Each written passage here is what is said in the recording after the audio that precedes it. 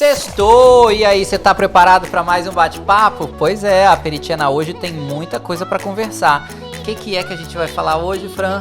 A gente vai falar de moda, estilo, beleza, maquiagem, todas essas coisas que a gente adora, que quando a gente muda de país, não sabe muito bem o que faz parte ou não da cultura daquele local. Mas não para por aí não, vamos falar de profissão, reposicionamento profissional, né? Muito importante, viu? Muita Na hora coisa. que você vem pra cá, não é só a bagagem do que você tem no Brasil que vai agregar no seu currículo, mas sim várias potencialidades que você pode trazer. Eu já tava até molhando a garganta, porque tem tanta coisa pra falar que vai ficar seca. Então faz prepara. o seguinte, prepara. Prepara o seu drink e vem pra nossa Peritiena. Roda aí!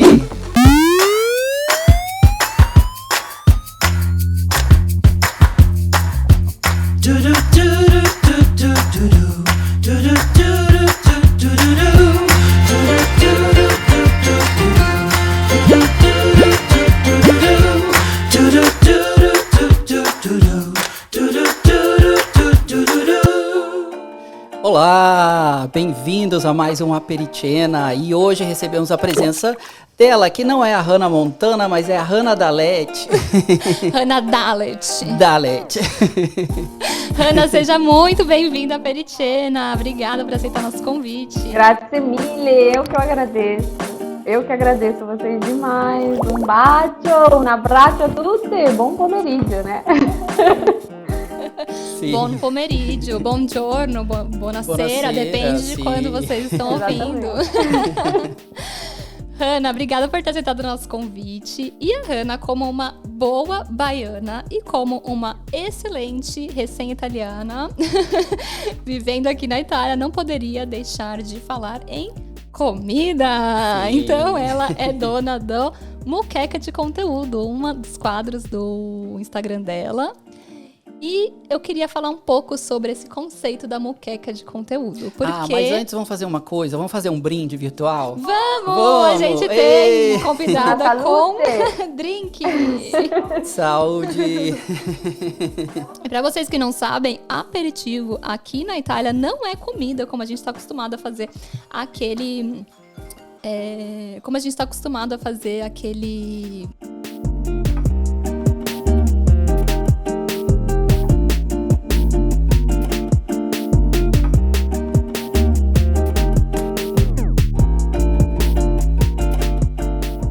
E como é que a gente vai fazer? Porque eu tô perdido do corte, como é que vai ficar? Não tem perdido. Foi assim, a gente tava falando de aperitiena e a Hannah iria agora mesmo contar como é o aperitivo do norte. Então, aqui no norte, eu acho curioso que o aperitiena é bem levado a sério, pelo menos assim, em Torino, né? Porque o norte é muito grande. Mas em Torino, você fala aperitiena, pelo menos pra mim, assim, é uma refeição. Realmente, você vai, chega às 7 e fica até às 10, 11 horas, repetindo, tipo, um self-service, um buffet, assim, à vontade, sabe? Pedir um drink, vai lá e pede mais um rango. Pedir mais um drink, vai mais um rango. Tem até lugares que tem sobremesa. Eu fico passada, sabe? Porque eu pensava que o aperitivo era só piscar algumas coisas, sabe? Não, você chega, tem um buffet enorme, assim. Exato, e aí é que nasce o nome do nosso podcast, né? Porque o brasileiro desconhece a palavra limites, então a gente não consegue lidar com essa ideia de ir lá e beliscar uma comidinha enquanto a gente tá tomando drink, porque se a comida é livre, e tudo bem, mesmo se não é, a gente vai encher o prato e vai comer com gosto. Né? Não, porque o engraçado é o seguinte, o italiano, de modo geral, ele sai para o aperitivo, mas ele fica no aperitivo e depois ele tem a janta. Então, o que acontece? Hoje até a ambulância já passou tudo aqui. Certo, não tem problema. Então, assim, Maia, basta. Vou ter que cortar. Nossa, queria que o Ian fosse assim.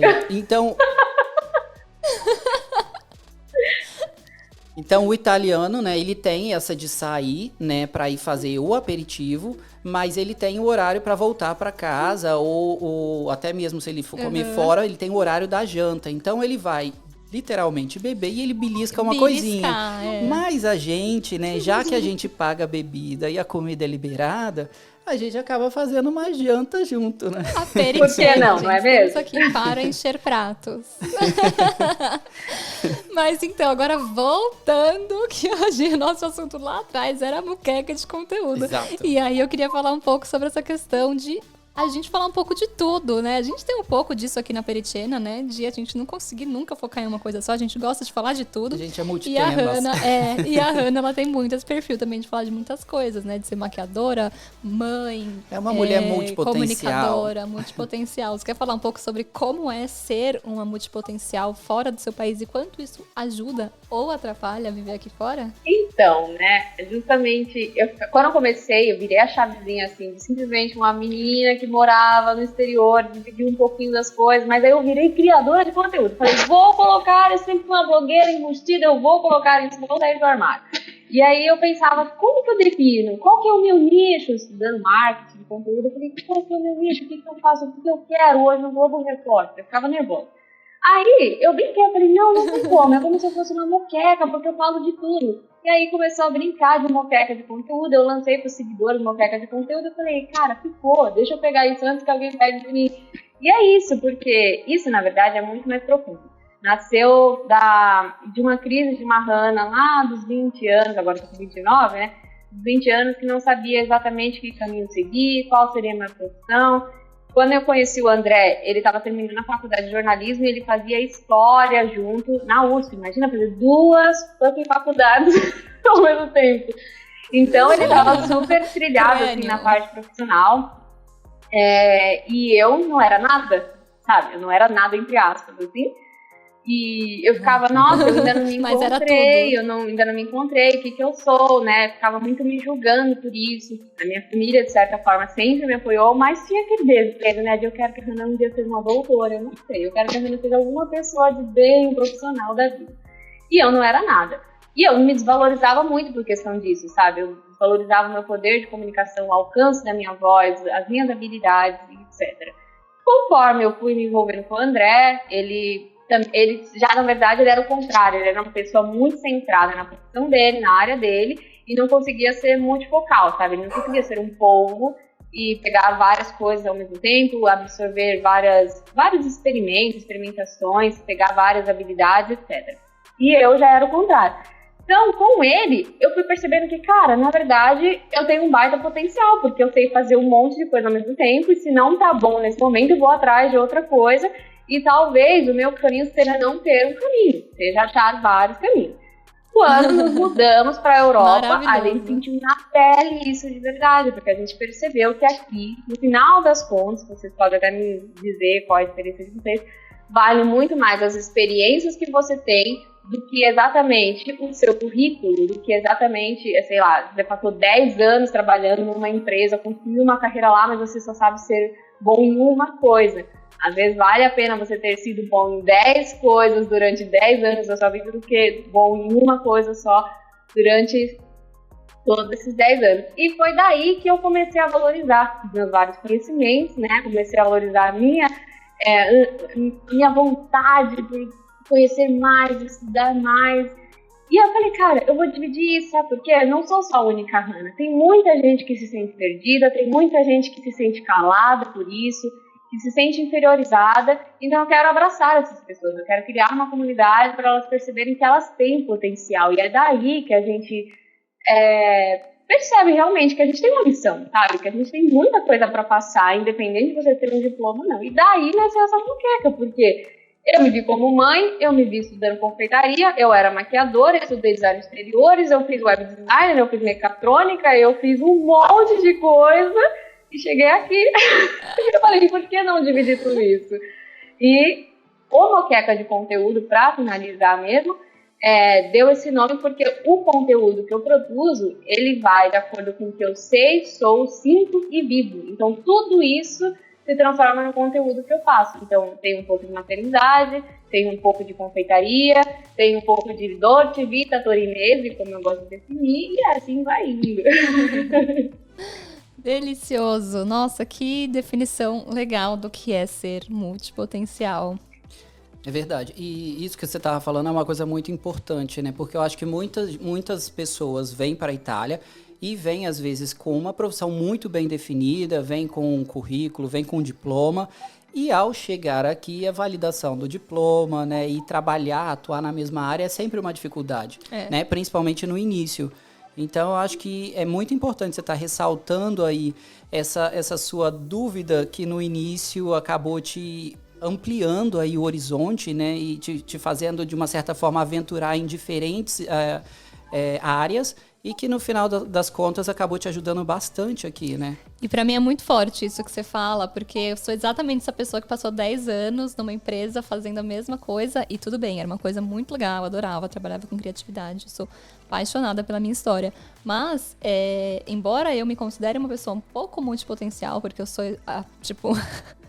eu sou a fim de fazer várias coisas, eu tô cada dia com uma ideia diferente na cabeça, assim, completamente maluca. Mas, profissionalmente, eu sempre fui uma pessoa que eu ia lá e fazia uma coisa muito segmentada, era sempre muito fechadinha ali no meu mundo.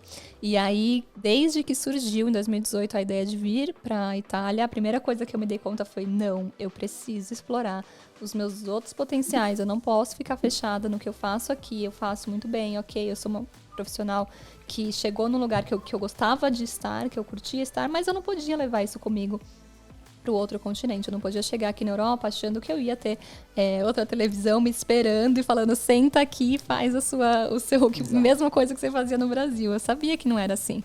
Então, desde 2018, e aí eu falo isso para todo mundo que fala, quero mudar de país, eu falo a primeira coisa, já vai pensando no que você vai fazer. Porque achar que vai chegar aqui e vai estar tudo certinho, do jeito que estava lá no Brasil, esperando você sentar na sua cadeira e começar a trabalhar do mesmo jeito que você trabalhava lá, esquece. Muito difícil de acontecer, não tô falando que é impossível, tá? Provavelmente tem gente que passa por essa possibilidade, mas é muito bom você começar a enxergar as outras potencialidades que você tem. Porque eu acho que dá até para você continuar trabalhando na sua área, mas isso vai requerer um determinado tempo de adaptação, né? E isso, às vezes, até nas áreas mais fáceis. Por exemplo, eu sou formado em jornalismo e trabalhava com fotografia no Brasil também. Então, o que acontece? Eu vim pensando, bom, como jornalista, não vou poder trabalhar fora, mas a fotografia, digamos, eu vou romper a barreira da língua, então eu posso continuar trabalhando na área. Mas nem assim é tão fácil, porque ao começar a vida em um novo país, você não tem o mais importante, você não tem a sua base de contatos. A sua base de contatos, as suas influências. Quem você é no Brasil não interessa, aqui você é um número, né? Você não é ninguém. Então você começa a ter que construir isso tudo.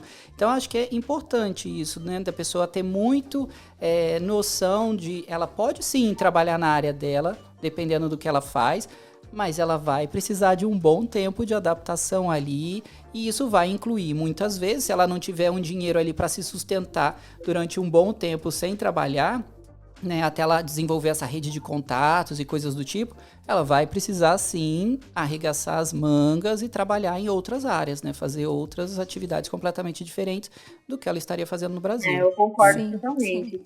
E sobre essa parte mesmo, é uma coisa que eu comecei a debater bastante com meu marido, André Jorge, né, que no meu conteúdo eu chamo ele de correspondente Jorge, porque ele é jornalista, então ele tem essa coisa de ir atrás das informações, principalmente históricas. Ele trabalhava como jornalista científico na revista Galileu, falecido da revista Galileu, que fechou ano passado, em 2019.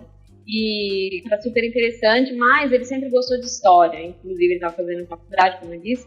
E eu falava pra ele assim, cara, a gente vê justamente os relatos das pessoas que vieram pra Itália. Vamos falar da Itália, né? Que, a gente dá pra comparar um pouquinho com a Europa, mas a Itália é um casinho à parte, assim.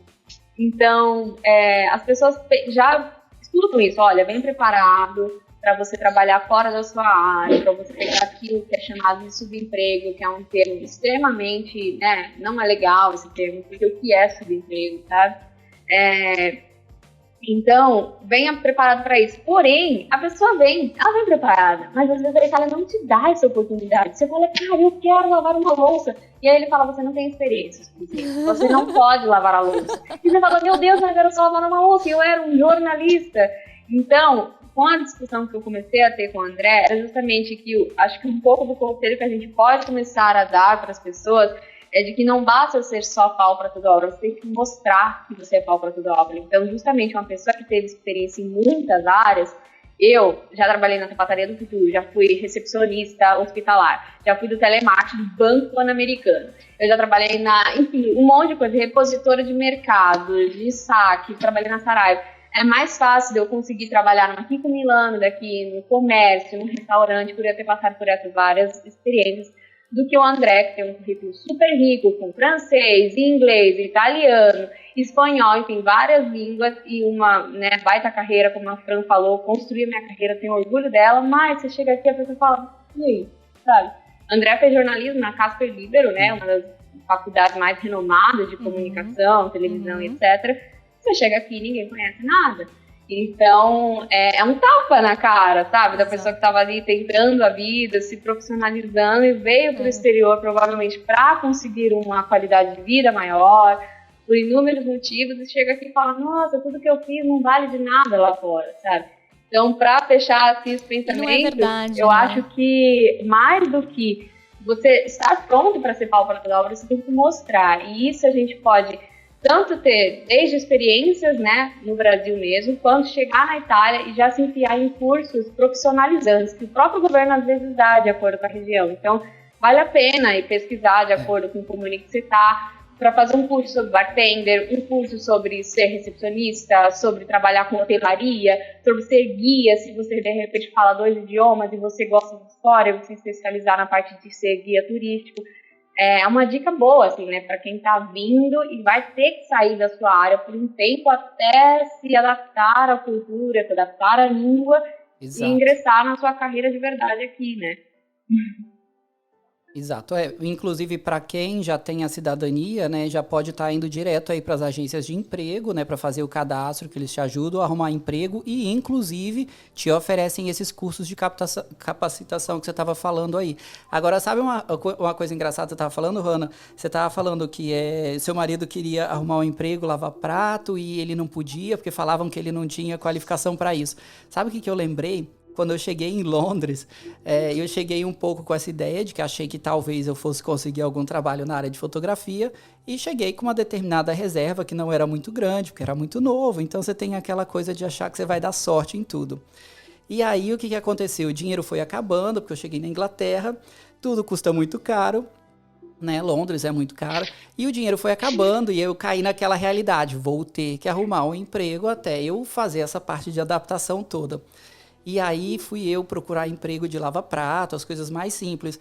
Aconteceu exatamente a mesma coisa. Eu chegava nos lugares e eles não me davam emprego porque eu não tinha referência, eu não tinha trabalhado com isso antes. Até que eu tive que fazer uma coisa bem furba, né, usando o italiano aí.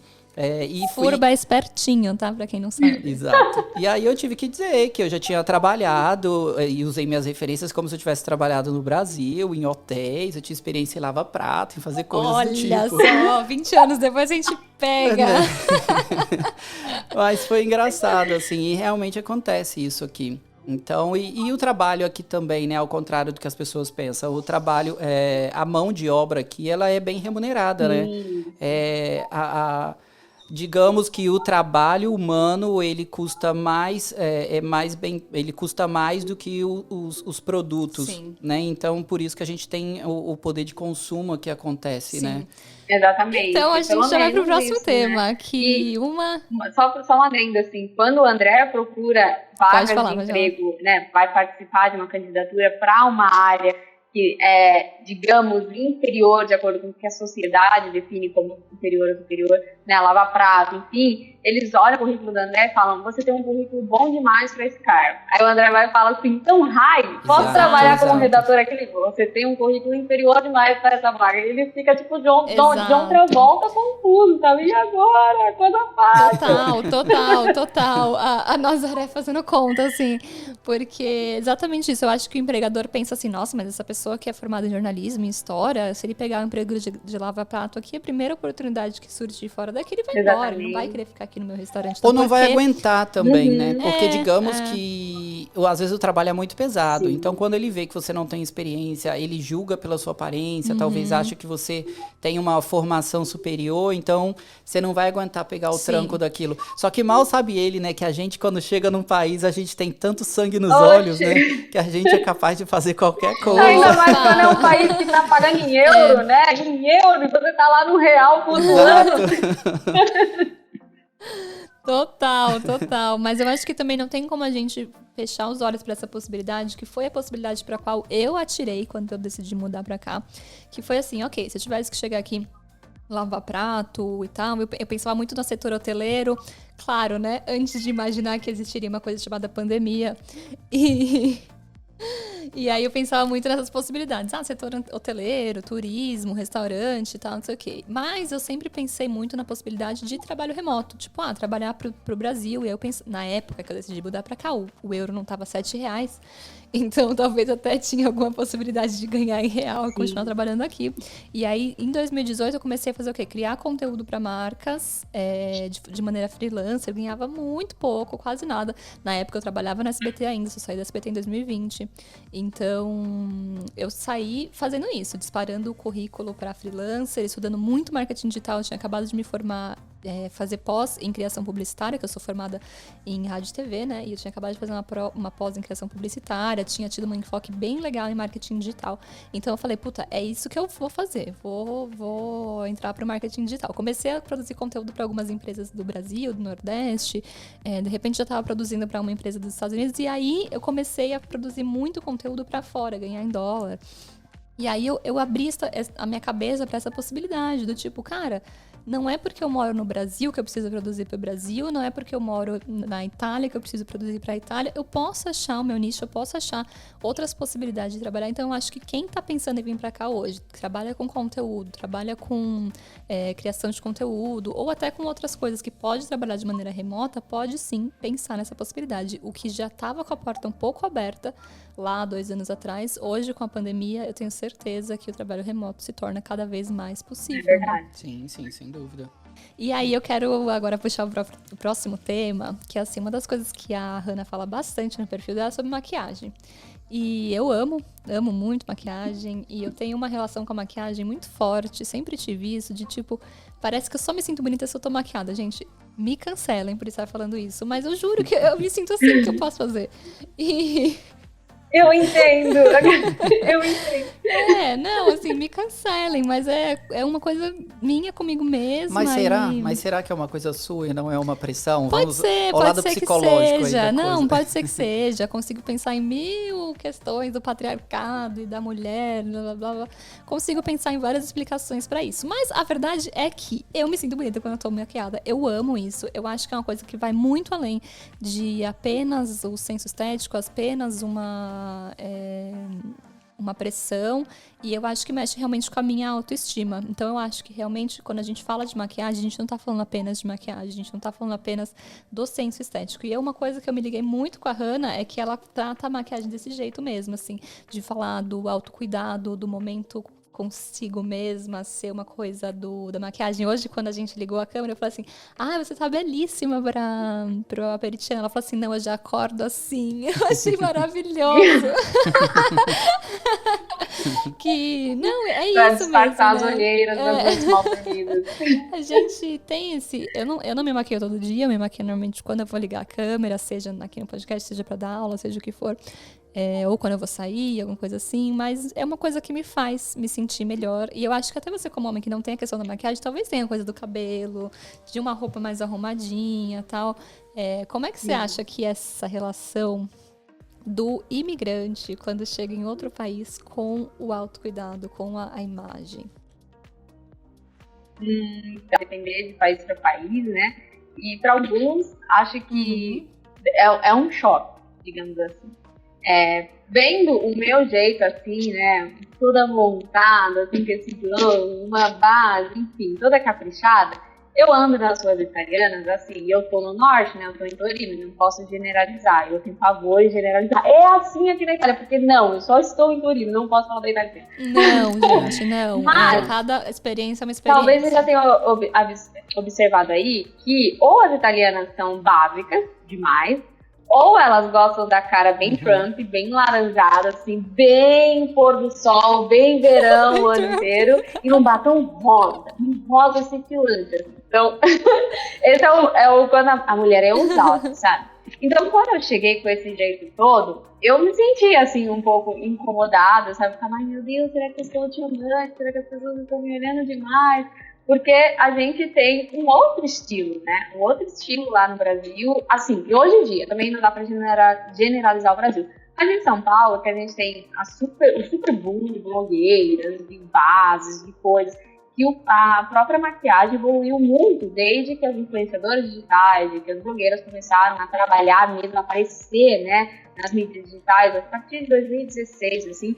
O boom de maquiagem chegou assim, que eu acho muito democrático, chegou muito alto, em que a pessoa da periferia poderia ter a pele incrível da Juliana Paz, da, sei lá, Kate Middleton, cara. Ela poderia ter aquele reboco de qualidade. Então, a gente tem isso, e às vezes é até exagerado, né? Um alongamento de cílios, postiço, assim, para ir à padaria e tudo mais, e aí a gente acaba absorvendo isso e vai viver aqui na Itália para comprar o quê? Um pão ali, sabe? Na panificadora, que eu esqueci colocar o nome aqui na Itália, panificadora. Paneteria. Então, chega ali pra comprar um pão, toda montada nesse reboco, assim, sabe? Então, eu acho que vai variar bastante nos lugares. Eu acho que se for pra Londres, que é uma cidade em que tem pessoas mais modernas, sabe? Jovens, principalmente, cabelo colorido, uma coisa mais...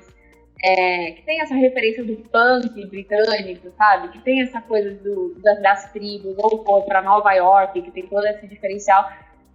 vai causar menos espanto, sabe? É menos um choque, o choque é menor do que supostamente a gente chegando na Itália. A liberdade é maior. Tanto Londres quanto Nova York, eu acho que não existe regra nenhuma. A regra é todo mundo se respeitar, Sim. Então as diferenças são bem aceitas. E eu também concordo essa questão que eu acho que as mulheres italianas são mais básicas, sim. A questão do sair aqui, às vezes nem pentear o cabelo, né? Às vezes ela faz um coque... Só dá aquela amarrada no cabelo ali e sai, não tá preocupada. Quando penteia, uma escova daquelas, assim, de Hebe Camargo, sabe? Você vê o cabelo duro de lá dentro. Então, eu vou falar o que eu pensei. Essa semana eu passei a semana pensando bastante sobre isso, porque eu e o Sandro, a gente dá uma tretada nesse quesito, assim. e aí eu pensei bastante essa semana, eu cheguei numa conclusão. De novo, tá? Não vamos generalizar, não tô falando que é preto no branco, que é verdade, que é mentira. O meu ponto de vista, o que eu tenho visto aqui na Toscana desde que eu cheguei, e desde que, sei lá, 2 anos que eu tenho frequentado a Itália.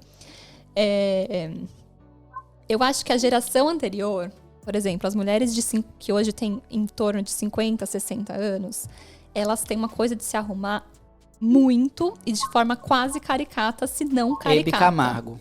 É exatamente o que a Hannah acabou de falar. As mulheres de mais condições financeiras aqui na Itália. Principalmente as de mais condições financeiras. Tem muita mulher também que se larga, que é muito triste. Eu vejo muita mulher, assim, na faixa de 50 anos, bastante largada, de não cuidar muito bem dos dentes, do cabelo. Enquanto, às vezes, os homens não, estão sempre muito bonitões. Mas sabe o que eu acho? Que não é geração, não. Eu acho que é diferente. As mulheres aqui dos 50 anos à frente, acima disso... elas não perdem a vaidade. E isso é o que nos choca. Eu acho que depende. depende. Porque no Brasil, as pessoas elas começam a caminhar para uma terceira idade, que no Brasil já começa na faixa dos 65 anos. Não, Sandra, eu posso... Aqui, a expectativa de vida é muito alta. Eu posso até adicionar, você tocou num ponto muito bom. Uma das coisas, assim, que eu recebo muito, eu tenho 29 anos, você nem parece mãe. Meu Deus, eu quero ser mãe assim. Porque, nossa, se a mulher no Brasil perde um pouco da sua vaidade com 50 anos, quando ela se torna mãe, não importa a idade. Parece que tem uma caricatura de mãe, sabe? A Hannah se tornou mãe, o que é tem que se largar. De mãe, sabe? Como você não bastasse o julgamento, aquele shade assim, de feminismo latino, sabe? Como se não bastasse o julgamento da mulher para todas as coisas. Se você não se cuida, você tá abandonado, deixado. Se você se cuida demais, você é fútil, você não tá pensando nem como no seu filho, você tá pensando em você mesmo. Então imagina, ainda bem que eu sou essa Hannah aqui, eu tô no centro, sabe? Só que é uma coisa forte que muitas pessoas... É o que eu sempre falo. Muitas pessoas se surpreendem com como você consegue ter tempo pra se maquiar, pra fazer tudo isso, não sei o que, e ser mãe, você nem parece mãe. E é um choque, porque diz muito sobre a nossa cultura, né? Isso que o Sandro falou é verdade. De forma generalizada, muitas mulheres, a partir do momento que são mães, se casam, que chegam aos 40, 50 anos, elas não são mais tão vaidosas, assim, né? E será que isso não é um problema enraizado mesmo, né, na nossa sociedade? Mas enquanto aqui é o contrário. É como se a mulher envelhecesse e não tivesse o direito, Exatamente. né? Mas tem até aquela questão. Você quer ver uma questão recente no Brasil? Quem é que divide a bancada com o William Bonner? É a Patrícia Poeta? Gente, não sei, não assisti o Nacional faz muito tempo já. Eu vi uma notícia que parece que ela tá saindo da bancada, porque não se pode envelhecer, né? Ah, gente, para. A questão é essa. Então, tipo assim, é bem complicado. E aqui você vê, as mulheres mais velhas, elas são bem vaidosas e elas continuam tendo uma vida completamente ativa. Gente, esses dias, acho que faz umas 3 semanas, eu tava passando pelo centro da cidade e eu vi uma senhorinha de andador e de fralda. Dava pra ver que ela tava de fralda, ela tava com uma calça bonitinha, mas dava pra ver que ela tava de fralda. Era, tipo, muito, muito senhorinha mesmo. Com o cabelo da Hebe Camargo. Uma maquiagem, assim, super carregada. O batom rosa que a Ana falou, assim, super montadérrima. Então, por isso que, é assim, por mais que a gente reflita, no final das contas, cada pessoa é uma pessoa. Existe a mãe que não vai abrir mão de se maquiar de manhã e de estar maquiada, de estar bonita, e pra ela isso é o momento de cuidado dela, é o momento que ela não vai abrir mão. E também existe a mãe que vai falar assim, foda-se, agora o que eu tô preocupada é cuidar do meu filho, e eu não quero cuidar de Brasil, e tudo bem. Sim, cada um tem seu valor, exato, cada um tem a sua e eu acho que no opção. final das contas é isso, cada um tem você a sua ter essa liberdade sim, de ser como quer. Só que a questão que está sendo discutida não é a questão dessa da liberdade, cada um tem a sua escolha, eu digo que enquanto mãe, né? Mas o que a gente vê, assim, de forma um pouco mais generalizada, é que esse envelhecer aqui na Itália, ele é respeitado, não é uma coisa imposta, como se você tivesse que deixar de ter a vaidade de mulher. Essa coisa do envelhecer, entendeu? É muito forte, porque parece que assim, sabe aquela história que a gente vê a melhor idade, que eles falam, a terceira idade? Vocês já perceberam quantos idosos fazem trekking, vão fazer excursões, vão subir trilhas, eles estão caminhando e vendo a dor de vida mesmo, só quando eles são idosos, provavelmente porque eles tiveram que trabalhar durante a juventude inteira, tiveram filhos e tiveram que arcar com aqueles filhos todos, passar por todo aquele trabalho, e aí eles falam, agora... E os velhinhos de bicicleta? Agora eu vou viver o melhor da minha vida, sabe? É muito gostoso isso. Num país em que as pessoas envelhecem muito, né? E os velhinhos de bicicleta aqui, gente, eu amo. Num país em que a perspectiva assim, de vida, né, é mais alta, as pessoas curtem muito a vida depois de mais velhos. É muito legal, assim, perceber. A dona desse apartamento mesmo aqui totalmente italiana, assim, aquele estereótipo, sabe? Chega com o cabelo, assim, pra cima, com as bolsas, ainda fala, você tá pegando umas bolsas aqui italianas. Né? Você tem umas bolsas também? Fala o Louis Vuitton dela pendurada, assim, com a mãozinha desse tamanho, né? É uma coisa fofa. Muito fofa, assim, com o cabelo de salão, sabe? Demais. Mas isso é realmente louvável, né? Você vê aqui, ó, na frente da minha casa tem um senhorzinho, agora falando já generalizado, né? Sem ser homem ou mulher, tem um senhorzinho que ele todo dia passa, que eu vejo ele principalmente pela manhã, ele indo comprar os pães dele. E literalmente quem leva ele pra passear é o cachorro dele, porque o cachorro tem uma paciência, que ele vem ali numa pegada devagarzinho, super lento, e esperando o senhorzinho vir. Então, tipo, eu acho que isso é muito bacana, né? Independente de qualquer coisa, você continuar com essa vontade de viver, né? Sim. Então, como a Fran tava falando, o povo de bicicleta, e esperou, às vezes, uma vida inteira para poder curtir esse momento. Né? Então, muitas vezes você foi mãe, você teve projetos, não pôde cuidar da sua vaidade, e por que não, depois de uma certa idade, você poder curtir isso e viver bem, né? Sim. Sem dúvida. Eu lembro que quando eu estava no Brasil, eu ficava muito em Campinas, né? Eu sou de São Paulo, mas o André cresceu em Campinas, então a gente ficava muito lá e tudo mais. E eu sempre fui essa pessoa de caprichar na maquiagem, de ter um estilo meio retrô, de colocar assim, um chapéu coco, enfim. Eu aparecia assim no happy hour das pessoas, as pessoas tranquilas lá, vivendo de Havaiana, enfim, e eu chegando aqui. Por mais que aquilo fizesse parte da minha personalidade, eu me senti um pouco encabulada, sabe? Parecia que, não sei, estou me encaixando, parece que eu uma balada hipster da Augusta, e ao mesmo tempo parecia que eu só poderia estar nesse papel se eu estivesse na balada hipster da Augusta, sabe como se fosse um papel, sendo que era a Hannah, assim? E quando eu cheguei na Europa, apesar desse jeito não ser, da maquiagem e tudo mais, assustaram um pouco os italianos. Não sei se assusta mesmo, ou se é uma assustar de admiração, sabe? De olhar e falar, meu Deus, esse menino está com batom laranja, quando eu podia usar batom sem máscara. Esse batom laranja, assim, às 9 da manhã, pegando... Quando dava pra ver a boca das pessoas. Saudades. Pegando um Flixbus, farofando para ir para a Suíça, eu não sei. Tá lá com o batom laranjão e tudo mais. Apesar dessa parte assustadora, ninguém ligava pro estilo. Por quê? Porque é realmente uma coisa livre, né? Apesar de não ser Nova York, Londres, é uma coisa livre a gente andar de Oxford, de sobretudo, tem trench coat, sabe? Cardigan, enfim, todos os tipos de estilos possíveis, as pessoas parecem te olhar com uma admiração. Enquanto no Brasil, eu me senti um pouco envergonhada, um pouco presa. Tinha a questão, por exemplo, de segurança, né? Eu tinha muito pavor de segurança, ser assaltada no braço, queria entrar com isso. E aí eu não conseguia me sentir bem arrumada, porque, putz, se eu estiver muito arrumada, eu vou ficar com cara de me assalto. Ficava com esse receio. Sim. Inclusive, quando a gente veio, eu lembro que fizeram uma brincadeira comigo, assim, quando a gente veio em 2017, que a gente se mudou pra Itália mesmo em 2018. Mas em 2017, eu e o André viemos reconhecer a cidadania dele, lá em Catânia, na Sicília.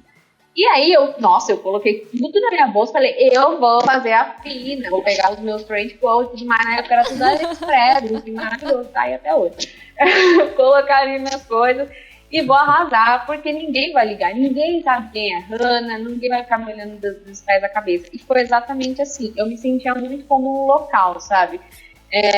Enquanto eu recebi alguns comentários, né, de pessoas assim próximas que me chamavam de cosplay. Nossa, como eu fiquei pistola naquela época. Cosplay, eu falei, cosplay do quê, meu amigo? Que raiva. Aí bateu assim, né, aquele momento, tipo, criançona, assim, de bater de frente. Cosplay, peraí. Primeiro que cosplay é quando é uma coisa otaku. É quando você tá fantasiado de um personagem, sabe? Então já começa por aí, eu não sou um personagem, isso aqui é a Hannah.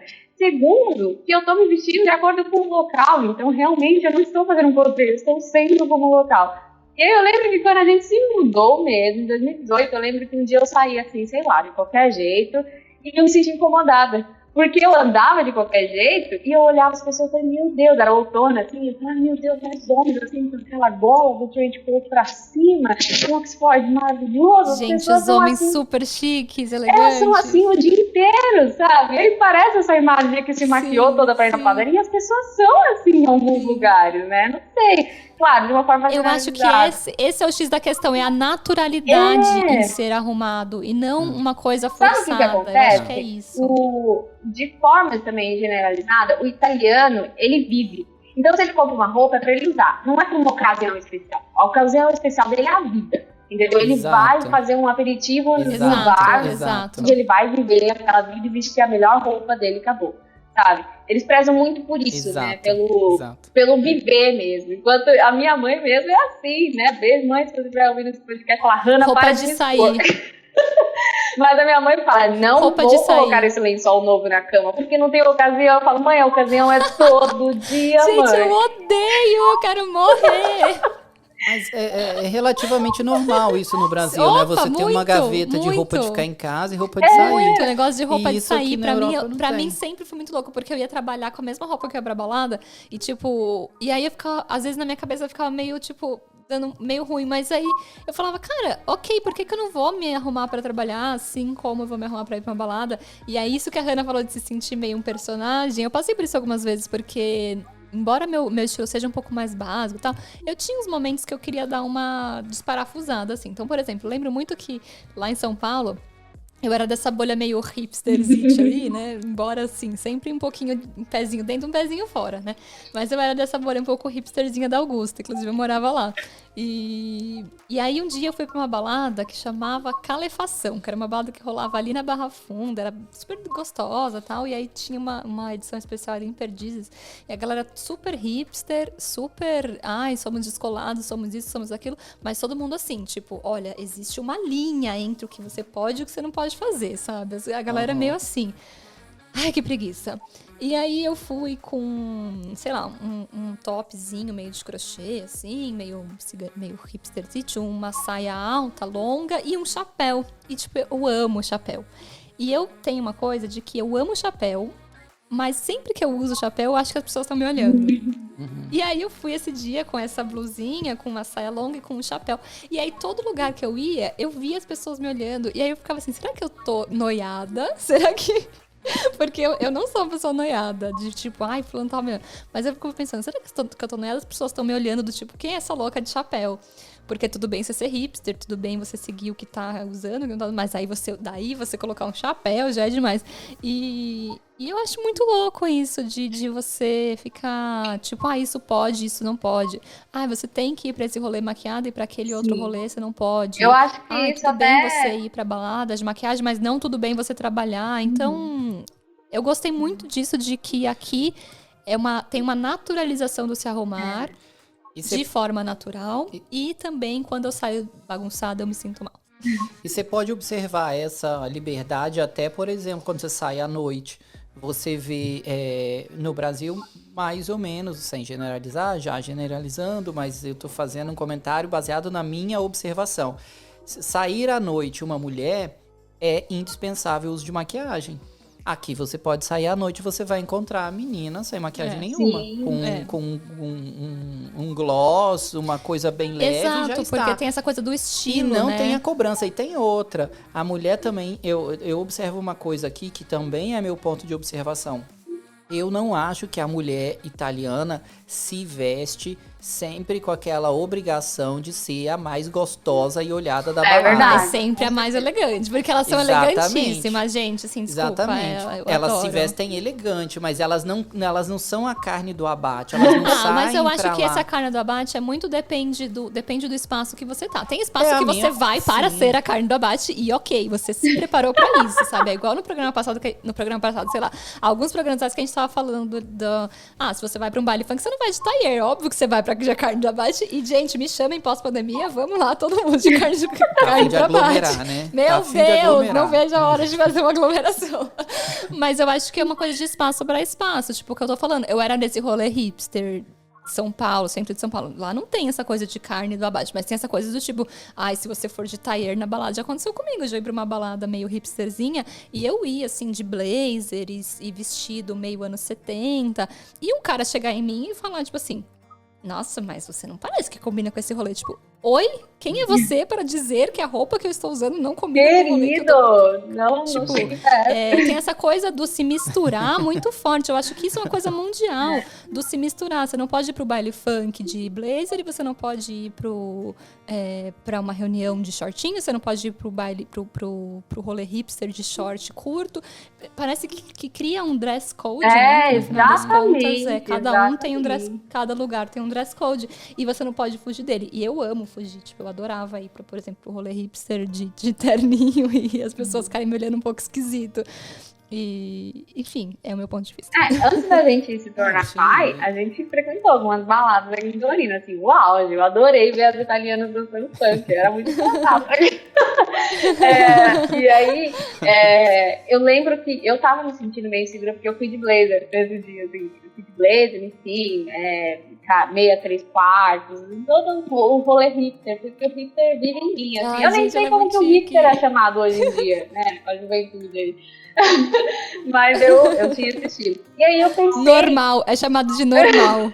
Somos normais. Aí eu pensei, eu falei, nossa, mas assim, eu fiquei um pouco encabulada, eu não sei se eu estou no dress code. E quando eu cheguei na balada, era realmente todos os tipos possíveis, sabe? Tipo, elas só estavam lá dançando e você tinha gente que já tava ali, isso foi em 2019, né? Já tinha gente com essa moda que tá agora, tipo, anos 90, né, que os jovens estão bem anos 90, assim, dress code, calça larga, enfim, as blusas do Homem Tunes, enfim, tipo, tá muito 90, assim. Meio Billie Eilish, né, Billie Eilish tá rodando muito aqui na Itália, tá batendo, assim. Então, tinha essas pessoas, tinha as meninas de shortinho curto, em plena madrugada, num frio, no Rio Porto, falava, Jesus Cristo, né, não sabe o que é frio. Sim, eu vi essa situação. E olhando assim, com a minha visão enraizada dos preconceitos, das coisas que trazia lá no Brasil, se eu olhasse uma ragazza de shortinho curto, falaria, ela tá com dress code do baile funk. Aquela ali tá com um jeito, sei lá, tipo, psytrance. Aquela outra deveria estar na balada da Augusta. Porque, às vezes, eu acho que fica enraizado isso, né? A gente nem percebe que é uma coisa que o Sandra tava falando lá no começo desse papo. sobre a maquiagem pra França. Será que você não arruma assim, porque não tem essa relação com a maquiagem? Porque não é uma coisa que já enraizaram em você, sabe?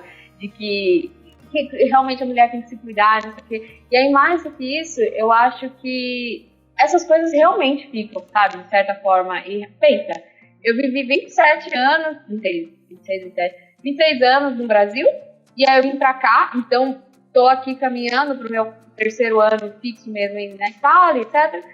E pensando em reformular todos esses 26 anos que eu vivi no Brasil. É muita coisa, sabe? Então, você realmente está enraizada essa questão da maquiagem, essa questão do look. E será que no final dos contos, quando eu olho para as pessoas e acho que elas estão olhando para mim, como a Fran falou, em um momento aí, será que não sou eu? Não é a minha visão? Eu achando, eu fazendo essa autocrítica que alguém tá me olhando, alguém... Será que não tá batendo essa minha insegurança, sabe? Porque alguém...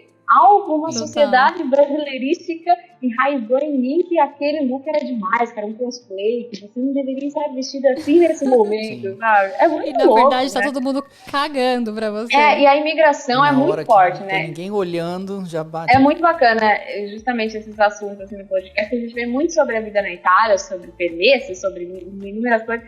E a gente esquece do banal do dia a dia, né? Que faz parte disso, do se vestir, do se comer, de como você se porta, do jeito que você fala, do jeito que você age, as compras que você faz.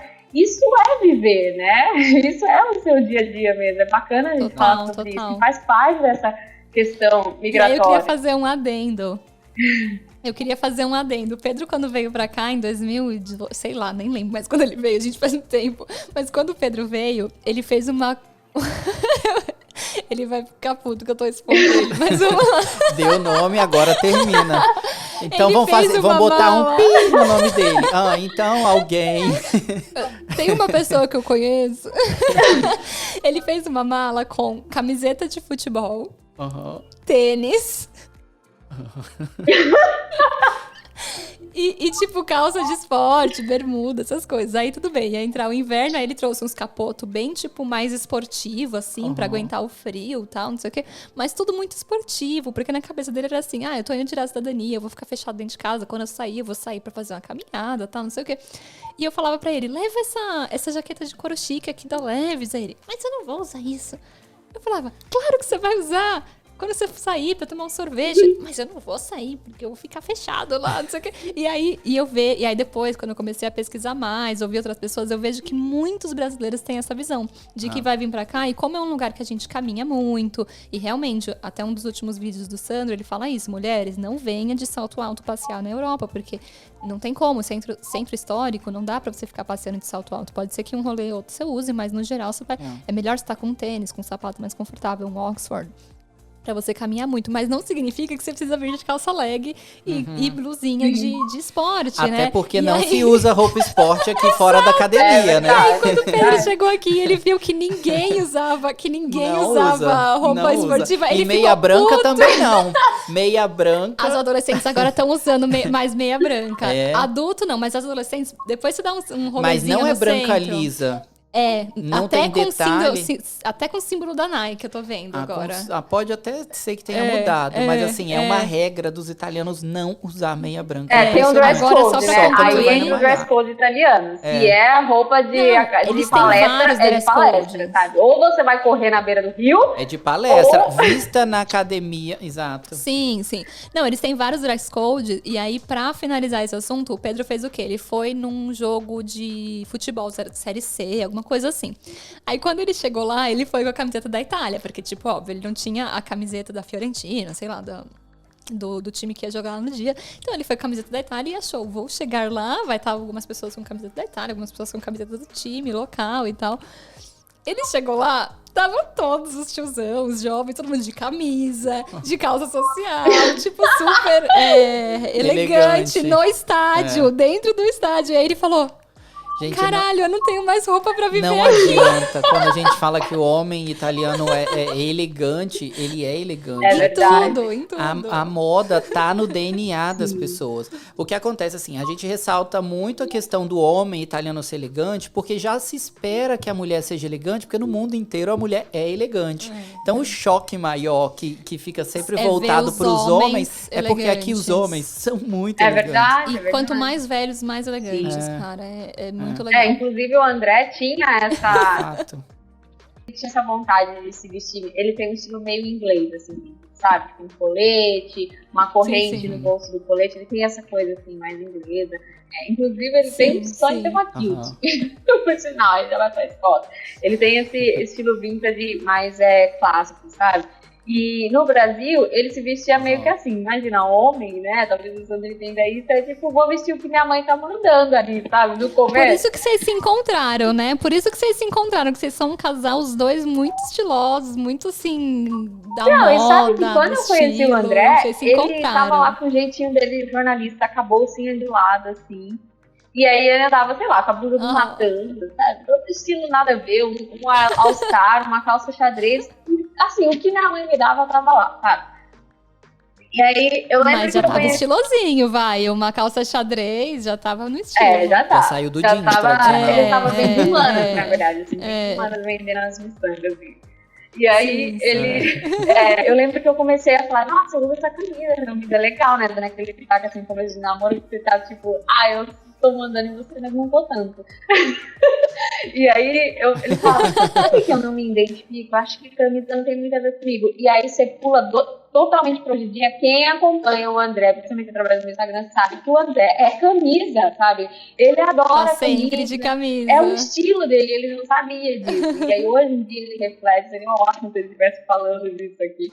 Ele reflete e olha que, na verdade, era um estilo que ele tinha e ele seguia essa coisa do homem desleixado brasileiro, sabe? Que primeiro é a mãe que me manda me vestir, depois é a esposa, eu não sei, ele usava sapatênis, enfim, tipo, um estilo lá que tinha qualquer, ele não tinha um estilo próprio, sabe? E quando ele chegou na Europa, é um caos agora. A gente sai e fala, nossa, eu quero muito um trench coat assim, eu quero um Oxford marrom, eu quero não sei o quê, eu quero um colete, eu quero uma boina. Exato. Ele se sente todo abraçado, assim, pelo estilo. Até porque, até sem querer, você vai andando nos lugares, você vai vendo as pessoas e você vai criando meio que uma inspiração. Você olha assim, a pessoa fala, nossa, mas ficou legal aquele estilo ali, né? Olha ali. Sim. Aí você já começa a montar as ideias. Aí chapéu, por exemplo, que homem não tem hábito de usar, né? No Brasil, de modo geral. Aqui você vê tudo, homem, mulher. cada look legal. Aí você fica assim, nossa, vou até usar um chapéu um dia aí e tal. Eu adoro o estilo da galera aqui.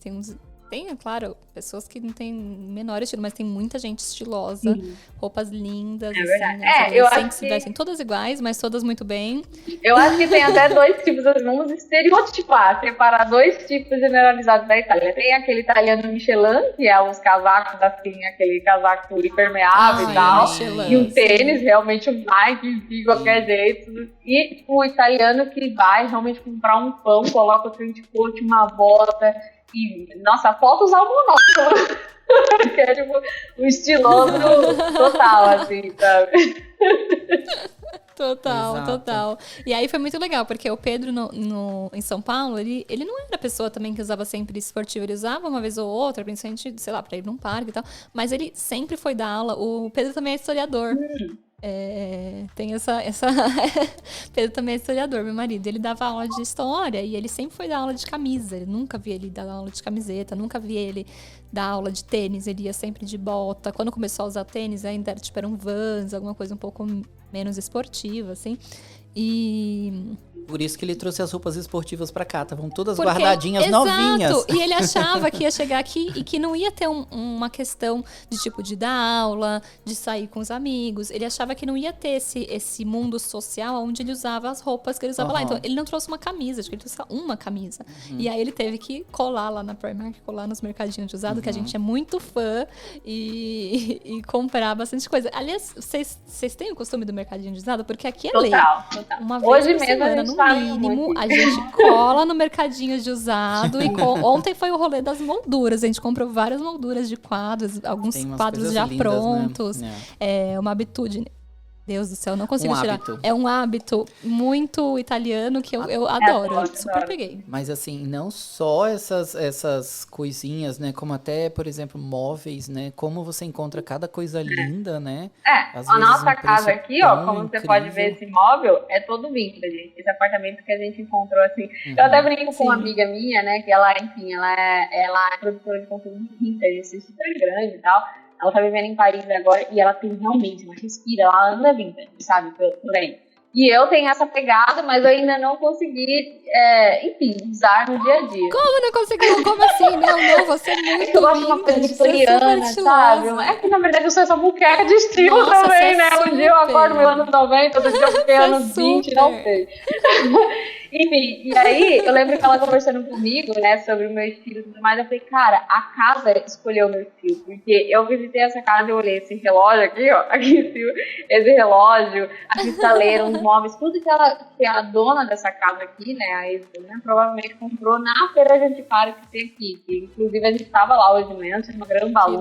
É uma feira gigante que acontece todo sábado aqui em Torino, e no segundo domingo de todo mês, tem assim uma que vai até às 5 ou 6, 7 horas da tarde, assim, é muita coisa, é espelho, é moldura, como a outra tava falando, é roupa, é tipo muita coisa, sabe? E retrô mesmo, você vê assim, meu Deus, é com Savoia que usou, não sei. E é engraçado como os italianos valorizam isso, né? Valorizam essa coisa do antigo. Inclusive, às vezes, até é difícil alugar uma casa, você vê assim, uma mistura de todos os estilos de móveis possíveis. Um móvel Art Deco. A valorização do italiano. Pode falar. A valorização do italiano, eu acho que vai além, não é só a questão do valorizar o antigo. Ele valoriza muito a questão do reaproveitamento das coisas. Verdade. Né? Não do consumo compulsivo, enfim. Eu acho que isso é interessante. Reflete em várias coisas. Sabe que é uma coisa exemplo, que eu gostei muito na Itália? Eu me sinto, claro, que tem pessoas que são, principalmente jovens, já seguem um outro caminho. Mas eu sinto que aqui eles não vivem de imagem, sabe? Era uma coisa que em São Paulo eu sentia muito. As pessoas se matavam muito para mostrar o que elas comiam, aonde elas comiam, sem nem às vezes ter o poder aquisitivo de conquistar aquelas coisas e viver na perda. Quantos amigos a gente encontrava no fim de mês e falava assim, não tenho mais dinheiro. E lá, quando recebeu o dinheiro, gastou o horror para não parecer, sabe? Porque tem essa, parece uma... Não, gente, eu fico louca, 15 reais no café do Starbucks. Então, porque parece que eles não têm isso. E as pessoas vão e fazem post no Instagram pra dizer que foram lá, né? Então, parece que eles não têm isso, né? Eles não vivem dessa imagem, eles preservam mesmo, é o estilo, é o jeito deles, são as coisas, e por isso que eles preservam toda essa raiz, né? Essa cultura, eles preservam muito isso que eles são, assim, não são volúveis, não ficam mudando conforme vai passando tempo, e eu gosto muito dessa coisa de não viver do estilo. Inclusive tem amigos assim, italianos que eu vejo comparado com a nossa situação que estamos buscando, né, da habilidade financeira aqui, de carreira, e aí eu olho eles e falo, nossa, eles estão tão bem da vida, aquele estilo brasileiro assim, que olha e fala, eles estão tão bem da vida, eles não transparece. E essa é a graça, eles não transpareceram, eles do nada viram, porque eu fui pra Holanda no final de semana passada, eu falei, meu Deus, amigo, sério? Você fala assim dessa tranquilidade, como se pegasse um ônibus e fosse para a Zona Leste, sabe? Como assim você foi pra Holanda? É muito, muito engraçado, sabe? É uma simplicidade que entra nas coisas que eu busquei pra viver fora, assim, sabe? Ser feliz com as coisas simples, com as conquistas simples, não viver de imagem. Até mesmo a higiene, né? Sim, não é? Até aquela coisa... Não sei se vocês sentiam isso também. Nossa, desculpa, você tá conversando um monte de assunto aí, vai vir na cabeça. Eu me sentia muito bitolada com limpeza no Brasil. A gente já sabia que ia ser uma moqueca. Aquela coisa assim, meu banheiro tem que estar limpo. Se alguém vir, tem que arrumar o armarinho do banheiro, senão pode vir alguém futucar o armário do banheiro enquanto tá ali usando, não sei. Tinha uma fissura com isso, ficava muito preso. E isso eu peguei muito, eu dei da minha mãe, de outros amigos, assim, mais velhos, em que ficavam, eu não posso receber visitas se a minha casa estiver mal, não repara na bagunça, não sei o quê. Tudo por conta de imagem, sabe? Eu acho uma coisa engraçada do Brasil que a gente fala assim, vou receber gente em casa. Hora de limpar. Então, e aí... Vou receber gente em casa, o que mora aqui eu quero, a gente. Pois é. E aí aqui eu sinto assim uma liberdade, eu falo, porque realmente você vai a pessoa tá indo o quê? Pra vir a casa ou pra vir você, sabe? Parece que esse jeito seco assim, do italiano é bom, sabe? Tipo, aceita isso. Se estiver reclamando bagunça, vai lá e limpa, então, sabe? Não vem reclamar, não. Eu gosto dessa simplicidade, enfim, solteira. Mas ao mesmo tempo que eles têm uma simplicidade, eles têm uma coisa também que... Eu não sei se você sentiu, Sandro, mas a gente, assim, eu e o Pedro, que a gente chegou e foi montando nossa casa aos poucos, eles têm uma coisa de palpitar muito. Então, por exemplo, a gente ia lá, comprava um abridor de vinho de, sei lá, de €1. Aí chegava uma amiga nossa, um amigo nosso, falava assim, mas esse abridor faz quifo.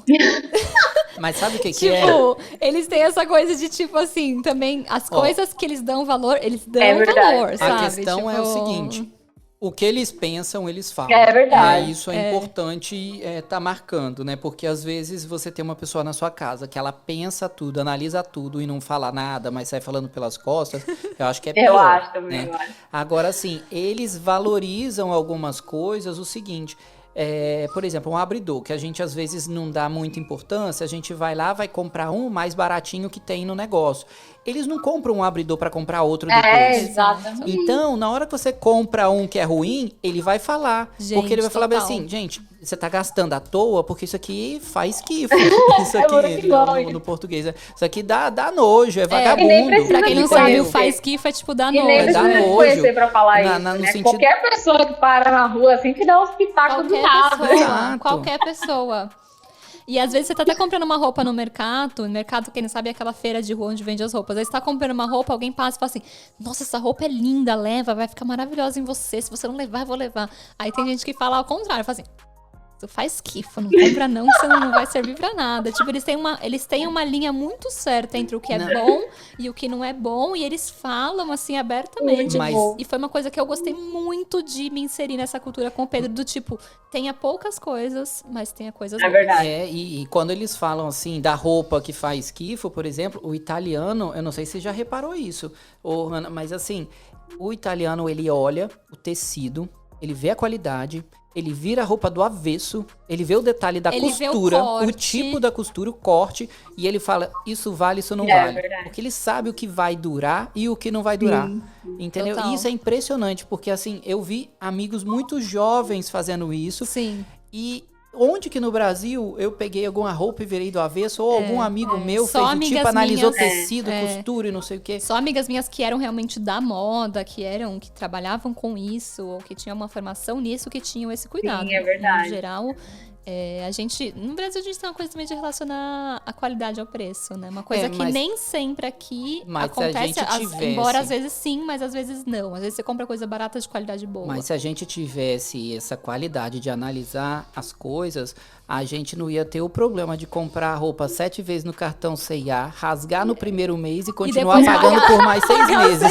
Muito Ai, bom. que ódio. Realidade. Não, e aí eu acho que a gente consegue definir um pouco o italiano assim. Ele é uma pessoa mais simples, mas ele é exigente, né? Ele passa esse estilo Muito. simples, sabe? Mas ele é exigente. Aham. Inclusive os nossos amigos que a gente tem siciliano, quando eles falam assim, a gente vai na casa de vocês, a gente faz aperitivo, eu falo, meu Deus, o que eu vou servir para esse italiano, sabe? Tipo, quando ele fala, decide aí a pizzaria, eu falo, como assim? Eu vou decidir uma pizza para o italiano? Não tem condições.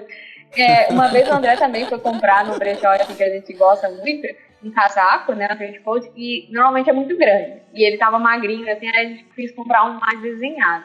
E claramente era um trench coat mais feminino, mas enfim, né, essas coisas de separação de sexos não faz. Aí a gente foi comprar. E aí é engraçado, porque justamente isso que você estava falando, como se repara no tecido, não sei o que, coisas que normalmente talvez a gente não repararia no Brasil.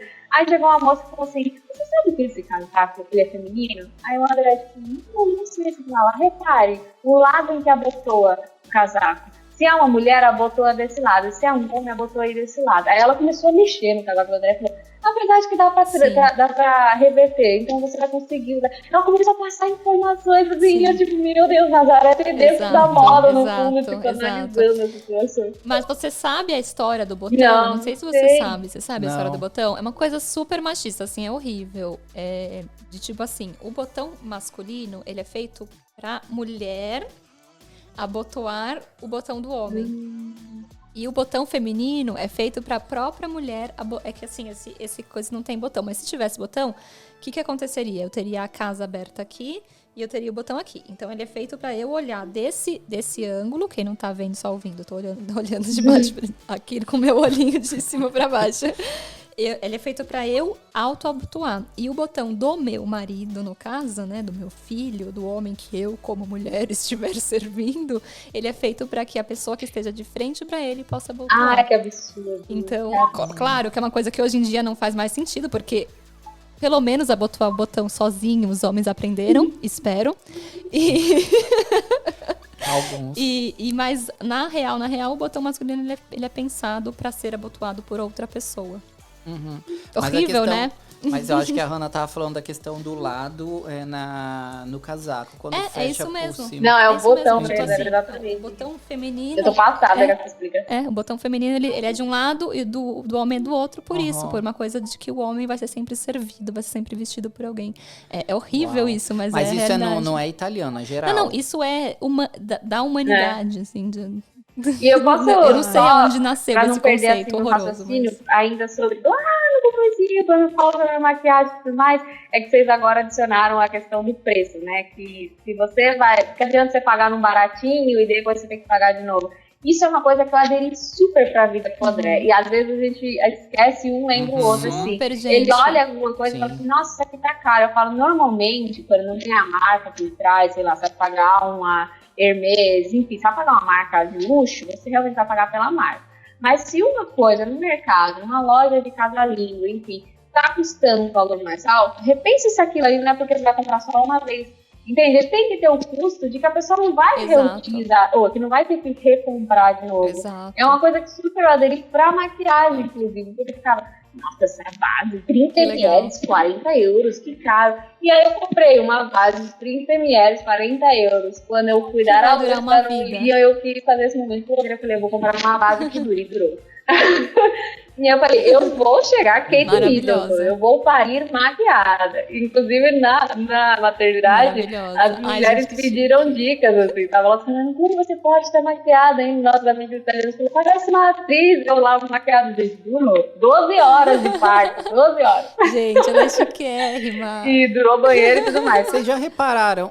E aí, eu comprei essa base e eu tô com ela até hoje. O Liam tá caminhando pra 2 anos e não chegou nem na metade. Então, eu penso 40 euros que vai valer, sei lá, por 3, 4 anos, dependendo de como a pessoa usa isso. Então, é realmente como muda a percepção. Por isso que eu falei que a imigração vai muito além daquilo que a gente sempre discute, né? Então, pra essa parte da maquiagem que envolve uma das editorias dentro da minha moqueca de conteúdo, é muito mais fácil até estar antenado às tendências, poder ser quem eu sou, absorver vários tipos de novas, realmente tendências, de poder aquisitivo, de conquistar as coisas que normalmente no Brasil a gente não tinha, né?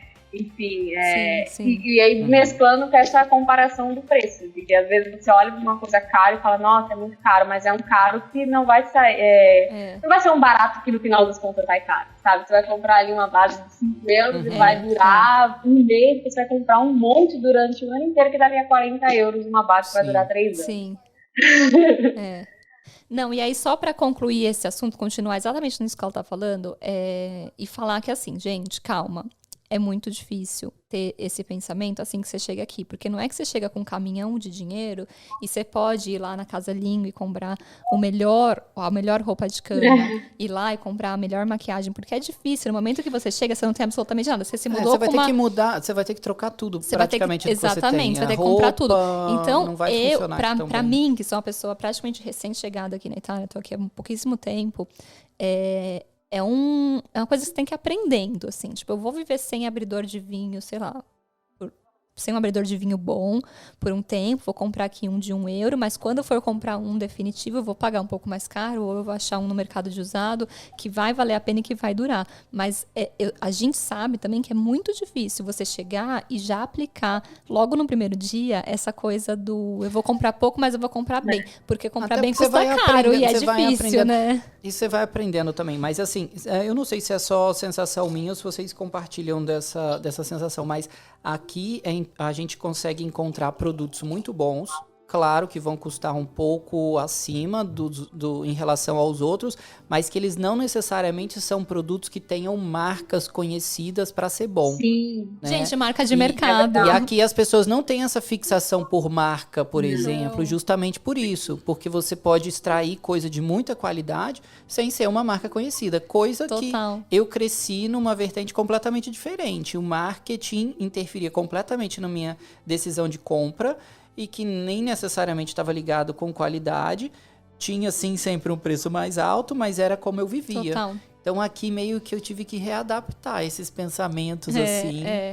E aí é uma coisa de pouquinho em pouquinho. A gente ia aprendendo isso e a gente ia aprendendo que consumir menos e consumir melhor pode ser uma decisão melhor do que consumir sempre uma coisa de uma qualidade muito baixa, até por uma questão sustentável, né? Sustentável e econômica, né? Porque no final das contas, você compra um monte de baratinho que no final você soma tudo. E você não sabe qual foi a produção por trás daquilo, principalmente quando envolve moda, que a gente tem toda a questão de... 1 milhão de questões aí envolvidas. Muitas polêmicas ficaram para outros podcasts, né? Mas que isso, essa mudança para a Itália, mais para a Itália, não sei se vocês sentem isso, eu sinto que ela ainda é muito atrasada para o quesito ecológico, o quesito, por mais que a gente tenha coleta seletiva, uma organização certinha na hora de coletar o lixo, ainda não tem aquela cultura de se pensar antes de consumir um canudo. No dia a dia, sabe? Embalagens plásticas, consumo o tempo todo. Sendo que há um país em que a minha amiga, por exemplo, que estava aqui e ela agora vive em Liverpool, ela falou: Hannah, valorize muito as feiras, valorize as frutas que não são empacotadas, porque aqui você compra uma laranja, ela tá em saco, em plástico filme.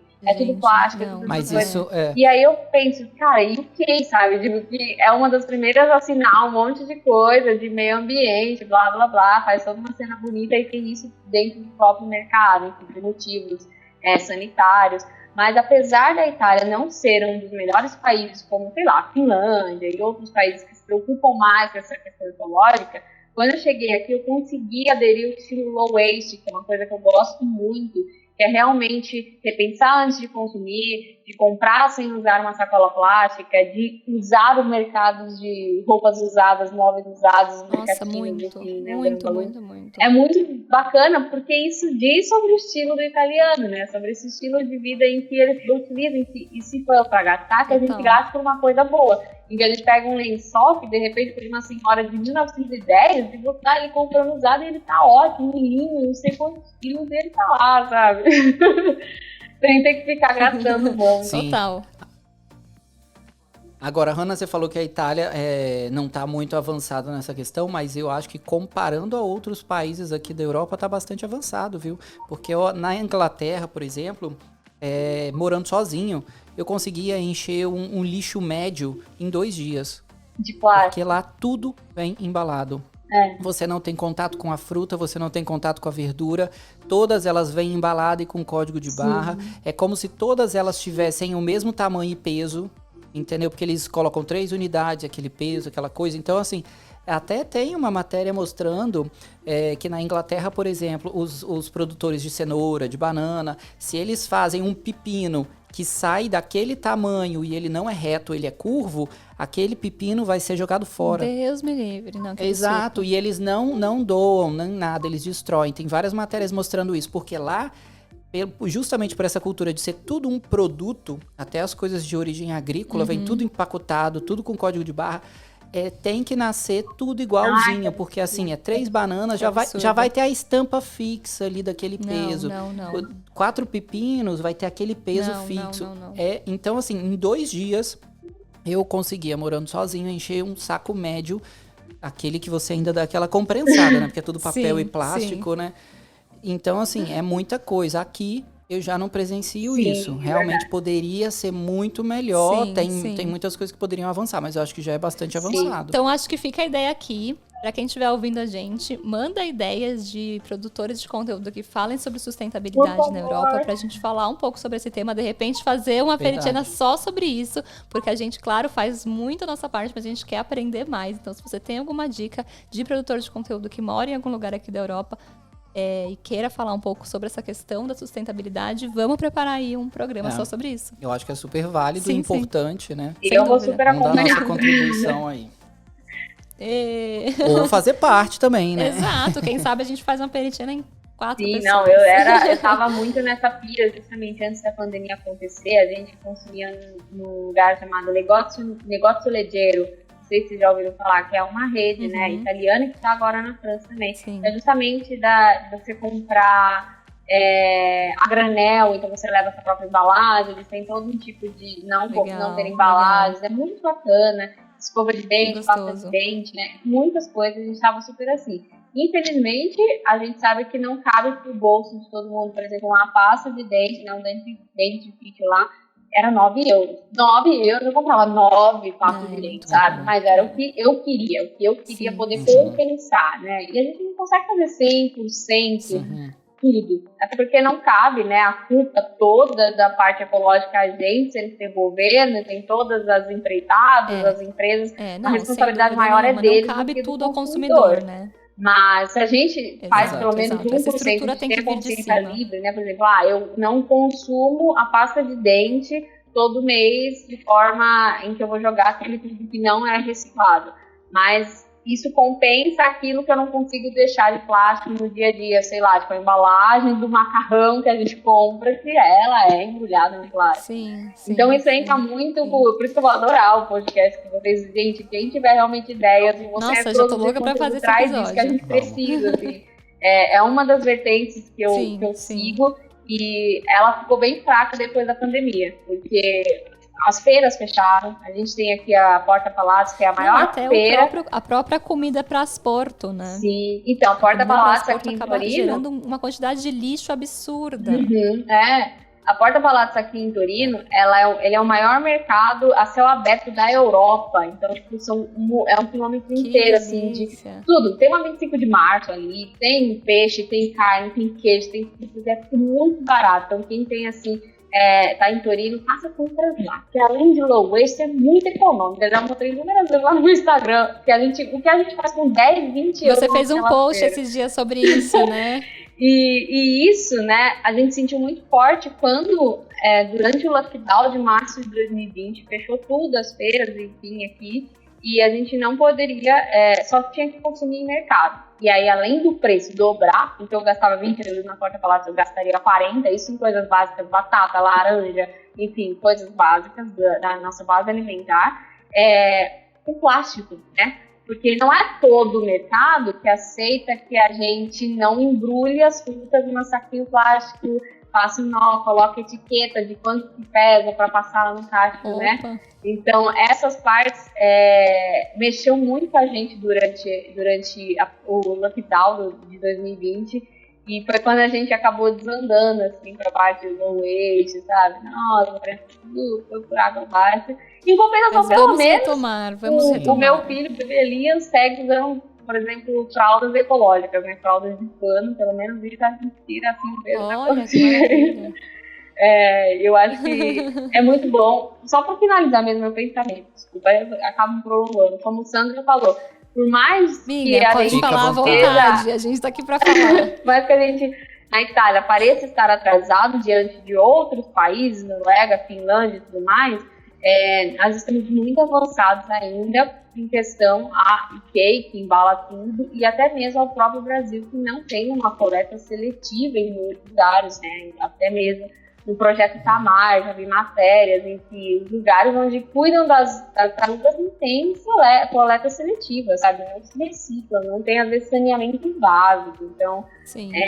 É um longo caminho a ser seguido aí. Eu já vi matéria no Brasil de cidades que eles têm a coleta seletiva, né? Só que na finalização, eles juntam tudo. Sim, o nome dessa cidade é São Paulo, centro de São Paulo, onde eu ficava lá, separando cada coisinha com o maior cuidado, colocava lá no lixo do condomínio, tudo com o maior cuidado. E claro, eu, no meu lugar super privilegiado de alguém morando num condomínio, eu sei que isso, numa escala de falar de toda a população e de falar industrial e tudo mais, eu estava lá no meu super privilégio, achando que eu estava fazendo tudo certo, até que um dia eu fui falar, sei lá, com alguém, um zelador, alguém que trabalhava no prédio, fui falar, eu coloquei ali, tá, não sei o quê. A pessoa virou e falou assim, quando chega o caminhão, vai tudo junto.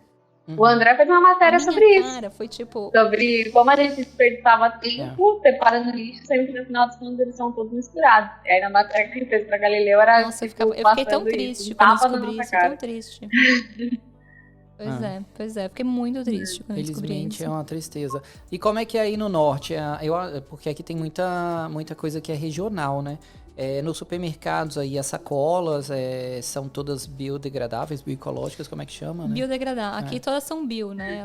Como é que funciona aí? É obrigatório? Do mercado, elas vão pro lixo, como lixo bio, para ser decomposta, né? Na verdade, se você molhar compostável. Se você molhar ela já começa ela chama compostável. Ela é uma frágil, sacolinha né? que você compra. Você evita ao máximo comprar, mas quando você compra, você coloca a comida dentro e quando ela vai pro aterro, ela vai se decompor junto com a comida.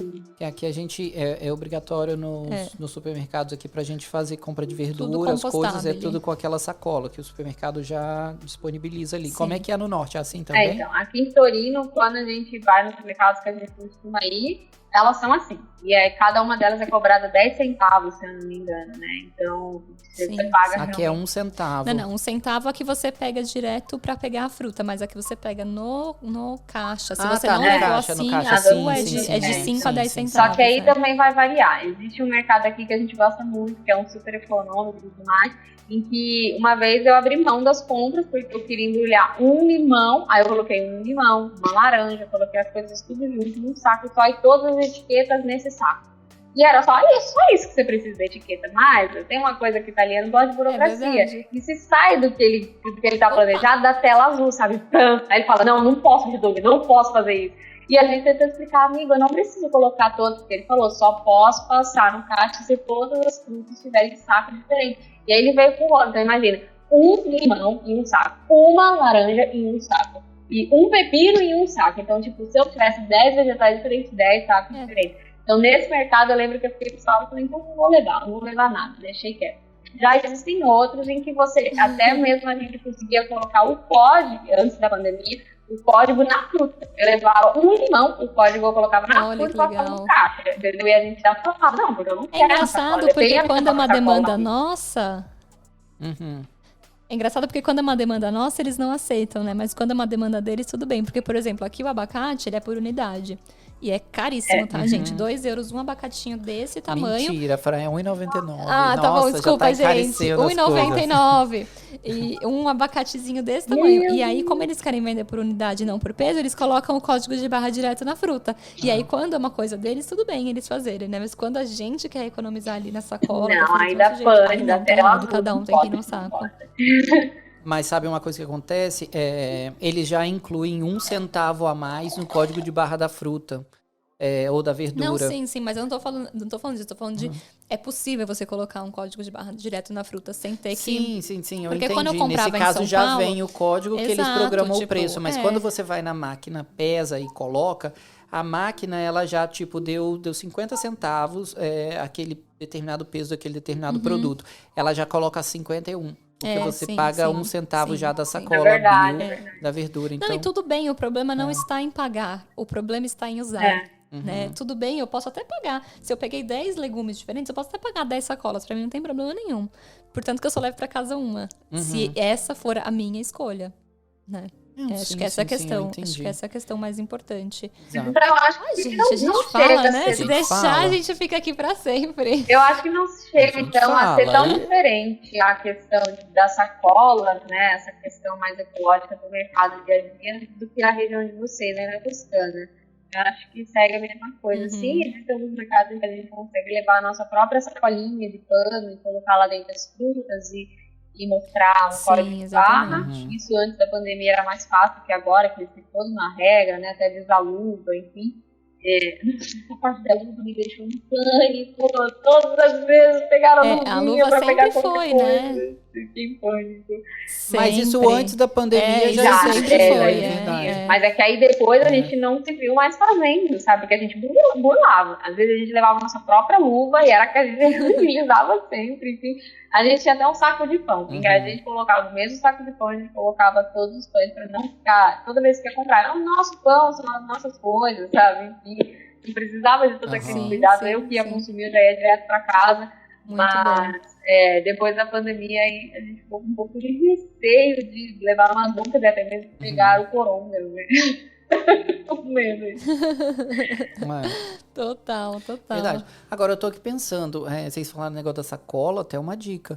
É só vocês frequentarem mais aqueles supermercados que tem como que se diz, aquele scanner individual. Sim, sim. Que vocês podem já escanear ali o valor e já botar a fruta na bolsa de vocês. É verdade. Não precisa não precisa levar nenhuma sacolinha. Coloca ali né? na sacola de papel ou na sacola de pano. Total. Já vai direto. Tudo tem jeito, gente, mas assim, óbvio que a gente vai ficar cobrando e sempre cobrar de quem tá em cima. A indústria tem que fazer as coisas com menos plástico. Sim. Se a gente começar, de repente, a fortalecer essa base, a gente pode aumentar a nossa voz, mas ainda assim, a obrigação é de quem produz e não só de quem consome. Exatamente. Isso é uma coisa que a gente tem que sempre falar aqui. Mas lembrando também que o consumidor tem o poder, né? Muitas vezes, se a gente souber manifestar quem nasceu isso... primeiro, o Exato, ovo ou a fica aquela galinha? questão. Se a gente souber... O problema é que nós não temos, muitas vezes, uma voz conjunta, né? Exato, Esse é que é o grande problema. Porém, se a gente... Mas eu vejo isso evoluir. Eu sou muito poliana, já falei isso várias vezes aqui. Eu sou muito poliana e eu espero muito que isso vai evoluir, que a gente vai... Logo, logo ter uma vida mais sustentável, de uma forma mais natural, sem precisar sofrer, né? sim. Porque, querendo ou não, a gente acaba pagando um preço por isso que não é financeiro. A gente acaba pagando um preço de... Puta, tem que se programar, tem que levar o saco de pão, tem que levar isso, tem que levar aquilo. Por que as coisas já não podem ser pensadas para minimizar Exatamente. o uso de plástico, para minimizar o uso de recursos não retornáveis? Verdade. Gente, a gente tá falando. Ó, Eu tô pensando aqui que Baby Liam já está lá, gritando mamãe. Então a gente vai precisar encerrar esse programa, embora o papo esteja delicioso. Tô quase pegando outro drink aqui, porque vocês já viram que já... A gente faz Não outras dá vontade coisas. de terminar. A gente tá com o tempo estouradíssimo. Nossa, Eu a vi gente ali tá alguns muito. minutos atrás e tô falando, meu Deus do céu, o tempo estourou, mas vamos continuar. A gente tá estouradíssimo. Então a mas gente faz tá outras muito edições, feliz, o papo gente. foi A gente demais. volta e faz várias aperitinas Sem dúvida. com o André. Vamos, por favor. Por favor. Isso mesmo, o próximo E a a gente pode gente- fazer em casal. A gente precisava fazer um também, não virtual, né? A gente precisava fazer um... Pandemia, É, ajuda aí que logo a gente exatamente. dá um Zona de aula, monitorinho já lá estamos pra na gravar zona com de aula, Hannah. já ajuda, hein? Inclusive, é Já uma temos das nossas passinhos pra próximas frente. viagens. A gente quer muito voltar pra Toscana. Eu fui pedir em casamento em Lucca. Oba! Oba! Venham pra gente fazer uma veritina pessoalmente e apertar as bochechas de Baby Liam. Sim! Eu queria muito. Gente, é isso. Muito obrigada, Hannah. Quero agradecer de coração Obrigada a por você ter vocês, tirado gente. esse tempinho Obrigada. pra ter uma A Fran eu veritina já com a conhecia, gente. assim, né? Obrigado. Pelo Instagram, fiquei super emocionada quando eu recebi o convite. Eu, André, eu tô na Globo, socorro! Mas o Sandro, é um prazer que eu tô conhecendo ele aqui agora, ao vivo, agora eu não tive nem tempo de me preparar, Prazer sabe? todo meu. Muito prazer mesmo. Obrigada, gente, por essa honra. Desculpa falar tanto. E com certeza teremos outras edições. Imagina, que obrigada. isso. A gente fala muito. Obrigada por dividir Agora- tantas experiências com a gente. É verdade, muito obrigado por ter aceito o convite, por ter vindo aqui compartilhar um pouco do seu conhecimento e nesse bate-papo e por ter preparado o seu drink, porque às vezes a gente fica sem graça de beber quando o convidado não tá bebendo também, É uma entendeu? pena que já Que aí a acabou. gente entrega, né, essa nossa tendência O meu alcoólica, também. alcoólatra. Maiores de 18 Mas é aqui. isso, Hannah, você pode... Só maiores Exato. de 18. Hannah, você pode dar quer o dar um seu tchau arroba, aqui? as Você suas quer redes dar um sociais, tchau? onde as pessoas te encontram. Quer finalizar? Eba, vem. Vem, eles Chegou querem na hora você, certa, vem ó. cá, meu amor. Vai lá, dá um tchau. Dá um tchau. Preparem-se pra essa fofura. Oi, Baby Olha. Liam. Que coisa mais linda. Oi. Olha, Vamos dar tchau, então, que- periquê? ele tá sem fone, aí ele não escuta. É, ele tá sem fone, não É tá ouvindo a verdade. gente falar com ele.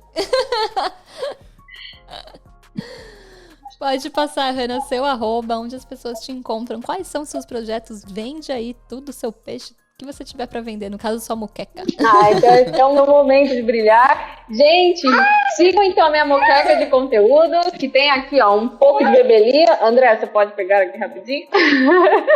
A minha moqueca de conteúdo é @HannahDalet, 2 N's, Dalet, é difícil, mas aí, enfim, a gente deixa escrito Pode aí, deixar né? que a gente vai colocar aqui no GC, a gente vai colocar na descrição, vai estar tudo linkado. Então, no Dalet, você vê lá um pouquinho de tudo que eu sou, sei, sinto e vivo, através desses vários conhecimentos que eu adquiri, ainda vou adquirir. Então, lá tem Dolce Vita Italiana, né, para mostrar o nosso lado doce, para equilibrar diante daquelas desgraças do dia a dia. E aí tem também o autocuidado, a maquiagem, né, pra gente trabalhar essa autoestima, essa autoaceitação, uma maquiagem fora do comum, não é só, vai lá, afina seu nariz, coloca uma harmonização, não, é pra você se aceitar do jeito que você é, a gente se priorizar, a gente se amar do jeito que é, tem um pouco de maternidade, tem um pouco de bons drinks, tem um pouco de bons lanches, e tem de tudo um pouco, principalmente de vida de Torino e história, que aí vem com o correspondente Jorge, meu marido, que a gente conta histórias de Torino, Piemonte, Itália. Então segue lá, tá bom? Delicioso. Bom demais. Gente, sigam, porque o perfil da Hannah é realmente um vale respiro de beleza e de La Dolce Vita, como ela quem fala. gosta da Itália, né, é sempre bom a gente conhecer pessoas assim, Sem né, dúvida, que sempre trazem coisas, ponto de vista diferente, né, e conteúdo interessante, então vale a pena. Muito obrigada, Hannah, por ter participado, e vocês que estão acompanhando a gente, muito obrigada por ter ouvido a gente até aqui. Sexta-feira que vem vai ter mais Aperitiena às 8 da noite, e... segue a gente nas redes sociais. Pra você que seguiu até aqui, né? Se ainda não estiver seguindo a gente, poxa, tá perdendo tempo, né? Você tá achando que você vai dar mole, vai encontrar assim pra uma Hannah no meio do caminho? Não, vai, a gente vai estar São sempre convidados trazendo... sempre muito especiais aqui, Com por certeza, favor, a gente né? traz sempre assuntos muito maravilhosos. Quem tiver sugestões de assuntos também, comenta aqui no vídeo. Manda as suas experiências também, conta um pouquinho pra gente. Sim, e é isso, até semana que vem. Um beijo. Até mais. Até a próxima Aperitiena. Tchau, tchau. Tchau.